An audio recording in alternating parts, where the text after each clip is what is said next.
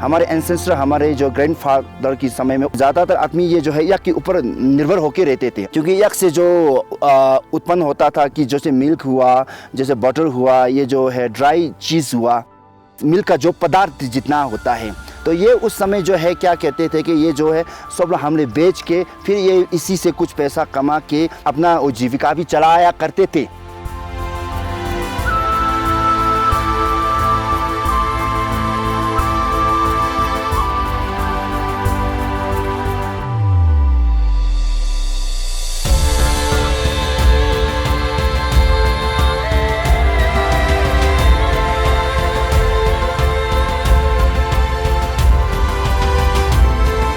अचानक 2018 में एक बड़ा घटना हो गया। एक नॉर्थ सिक्किम में एक ऐसा एक जगह है जहां नवंबर में बर्फ गिर गया, तो उस जगह में पूरा 3 महीना 4 महीना करीब 75 डेज कंटिन्यू बर्फ गिरने के कारण से अचानक जानवरों को स्टार्वेशन हो गया। वहाँ पे जितना फीड स्टॉक किया था, जितना घास को स्टॉक किया गया था, वो ख़त्म होने के बाद में वो टाइम बाउंड चला गया, इसलिए दैट टाइम नियरली 300 याक्स मर गया था।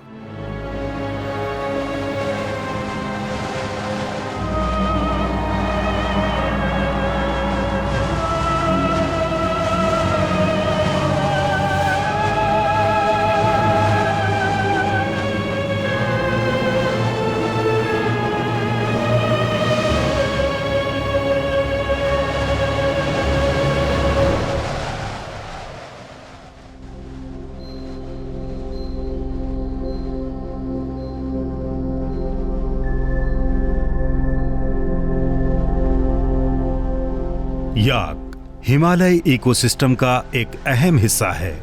सुदूर पहाड़ी चोटियों पर मिलने वाला एक भारी भरकम जानवर। पर यहाँ के बाशिंदों के लिए ये एक आम पालतू पशु है जो सैकड़ों सालों से उनके दैनिक जीवन का हिस्सा है। उनके आर्थिक ही नहीं, सामाजिक, सांस्कृतिक और धार्मिक क्रियाकलापों में भी याक की उपस्थिति को बखूबी देखा जा सकता है। 20वीं पशु जनगणना 2019 के अनुसार देश में लगभग 58,000 याक मौजूद हैं।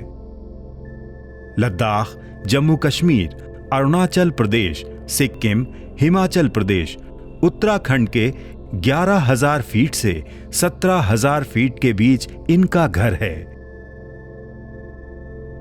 यहाँ की यायावर जातियां न केवल इनका पालन करती हैं, बल्कि ये उनके जीवन का आधार हैं। याक से इन्हें इन दुर्गम क्षेत्रों में दूध, मक्खन, पनीर और मांस जैसे उत्पाद मिलते हैं।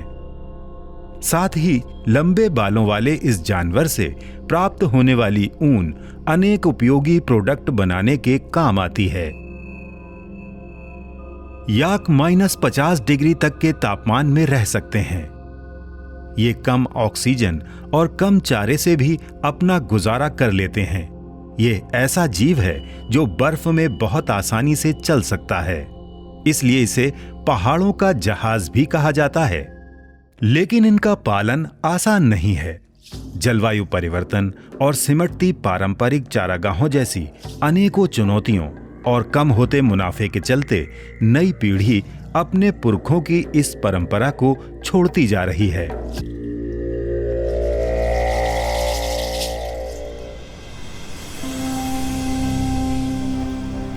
इन्हीं चुनौतियों का जायजा लेने हम नॉर्थ सिक्किम के दुर्गम इलाकों तक पहुंचे।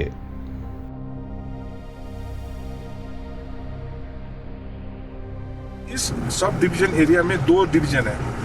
एक लाचुंग साइड में याक पालते हैं और एक लाचेन साइड में याक पालते हैं। और लाचेन एंड लाचुंग जो है उसका पीपल्स हेड बोलता है, पीपन बोलता है, वो अपना एक गांव का कानून बना के इस हिसाब से चलते हैं। तो अभी जो हम लोग जा रहा है, अभी यहाँ पे जा रहा है, वो डोंगकुम एरिया में का कम्युनिटी का जा रहा है। लेकिन अभी ये लोग समर माइग्रेशन कैंप में है। अब समर माइग्रेशन कैंप में ये लोग का 2 पास्टरल एरिया है।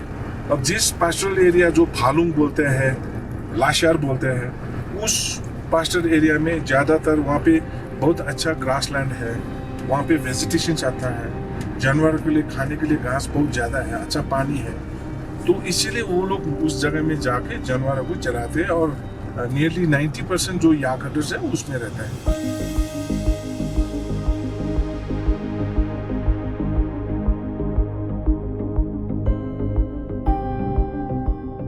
जब मैं 1988 में यहाँ पे आया था और मैंने इस इलाके का जो है सर्वे शुरू किया था, मैं यहाँ पे याक हर्डर्स को मिला। याक हर्डर्स बोलते हैं हम लोग, यहाँ के डोकपा भी बोलते हैं। वो लोग पूरा याक का इकोनॉमी के ऊपर में डिपेंडेंट था। तो वहाँ से जो याक का जैसे प्रोडक्ट हुआ, जैसे वो उसका मिल्क एंड मिल्क प्रोडक्ट हुआ, चीज़ को बनाना या ट्रेडिशन वे में बनाना, घी बनाना और जो मिल्किंग क्रीम निकालना, और ये सब चीज़ है, डेयरी प्रोडक्ट जो है वो ट्रेडिशनली बनता था।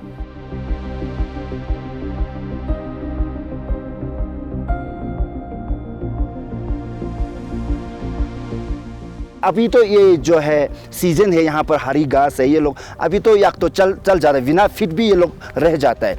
जब हम यहाँ से माइग्रेट होकर नीचे डाउन आउट की चला जाता है लाचुंग में, जो विंटर में जन फेब मार्च अप्रैल में 5 महीना जो लाचुंग में रहना पड़ता है स्नो के टाइम में, तो उस समय वहाँ पर क्या होता है कि ग्रीन ग्रास तो पूरा ही डेड हो जाता है, ही नहीं होता है, एकदम ही बैरलैंड की तरह ही रहता है। तो ये लोग उस समय क्या होता है कि ज़्यादातर अधिकांश मर जाता है सर, क्योंकि ये लोग हरा घास खाने की आदत से डाउन रोड की चला जाता है, तो विंटर में वहाँ पर पूरा घास सूख जाता है, खाने के लिए कुछ बचता ही नहीं है।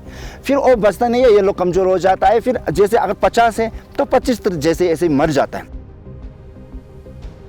हम लोग को विंटर में बहुत दिक्कत होता है सर, घास फूस नहीं मिलने टाइम में याक मर जाता है सर, कुछ देने के है ही नहीं, क्या देगा सर। वो घास, वो थोड़ा घास वो सब बर्फ़ ने नीचे आ जाता है, बर्फ नीचे आ जाता है, उसके टाइम में कुछ नहीं मिलता है। मौसम के अनुरूप याक साल भर निचले क्षेत्रों के चारागाहों से ऊपरी चारागाहों में पलायन करते हैं, लेकिन सर्दियों में लगातार बर्फ गिरने के कारण इनके लिए चारा मिल पाना मुश्किल हो जाता है और ऐसे में इनके सामने भोजन का गंभीर संकट पैदा हो जाता है। यही वजह है कि इस दौरान एक याक का वजन 25 से 30% तक कम हो जाता है, दूध देने की दर गिर जाती है और प्रजनन क्षमता भी कम हो जाती है। इन चुनौतियों ने इस सदियों पुराने पालतू जानवर की जनसंख्या पर सवाल खड़ा कर दिया है।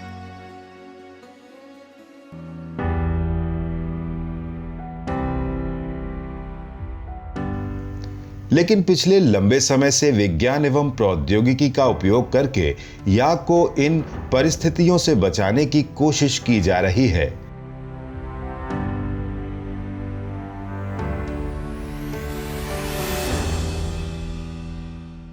अरुणाचल प्रदेश के दिरांग में स्थित राष्ट्रीय याक अनुसंधान केंद्र लंबे समय से इस दिशा में काम करता आ रहा है। विज्ञान का इस्तेमाल कर ऐसे कई तकनीकी तौर तरीके विकसित किए गए हैं जो भारत में याक की जनसंख्या को स्थिर कर इन्हें एक लाभप्रदायी रोजगार का रूप देने का काम कर रहे हैं। कृत्रिम गर्भाधान से लेकर उनके पोषण तक की तकनीकों को विकसित किया गया है। पोषक तत्व युक्त फीडर ब्लॉक ऐसी ही एक तकनीक है। इसके लिए सूखी घास में खनिज, गुड़ जैसे पोषक तत्वों को मिलाकर खास किस्म की मशीन द्वारा इस मिश्रण को उच्च दाब पर कंप्रेस किया जाता है, जिससे चारे की ज्यादा मात्रा छोटे ब्लॉक के रूप में जमा हो जाती है। इस कॉम्पैक्ट चारे का परिवहन आसान हो जाता है। इन फीडर ब्लॉक्स को दूर दराज के याक पालकों को उपलब्ध कराया जा रहा है, जो साल भर और खासकर बर्फबारी के दौरान याक के भोजन की कमी को दूर करता है। चारे की उपलब्धता के चलते याक हर मौसम में स्वस्थ और दुधारू बने रहते हैं और उनकी जनसंख्या में भी सकारात्मक परिवर्तन आ रहा है। We are working on different area of yak husbandry, like on yak reproduction, yak nutrition, yak health, yak genetics, yak physiology and yak product processing. The main aim is that how we can improve overall yak husbandry in country, as well as how we can benefit the farming community which are rearing at yak in high altitudes for their livelihood sport.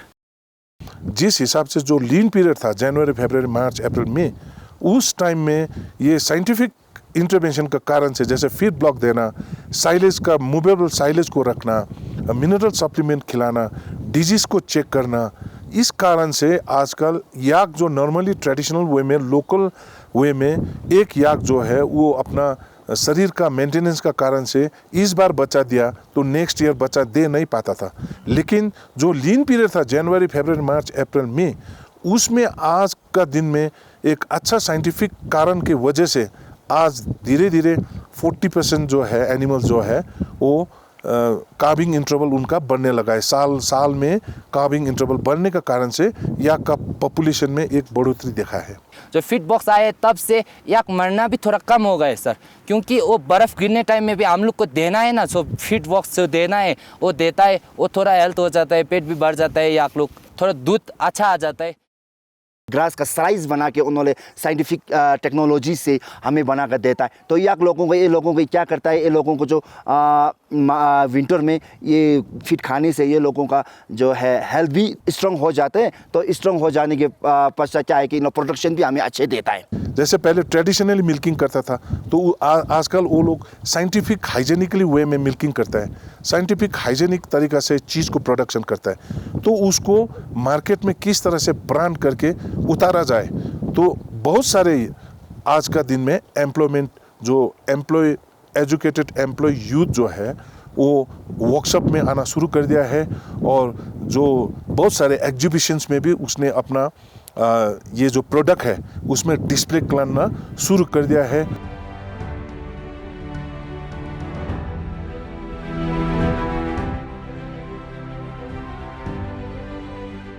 दूरस्थ दुर्गम क्षेत्रों में रहने वाले याक पालकों को स्वस्थ जानवरों से अब साल भर बेहतर उत्पाद मिलने लगे हैं। पढ़े लिखे युवा भी एक बार फिर याक पालन की तरफ लौट रहे हैं। इससे दोहरा फायदा हो रहा है, याक पालन संरक्षित हो रहा है, वहीं पढ़े लिखे आज के युवा याक से मिलने वाले दुग्ध और ऊन के उत्पादों को ज्यादा अच्छी तरह उचित दाम में बाजार तक ला पा रहे हैं। वैज्ञानिक हस्तक्षेपों ने हाशिए पर रहने वाले इन समुदायों के पारंपरिक साधन को ही स्थायी रोजगार बनाकर यहाँ की सामाजिक और आर्थिक स्थिति को सुधारने का काम किया है।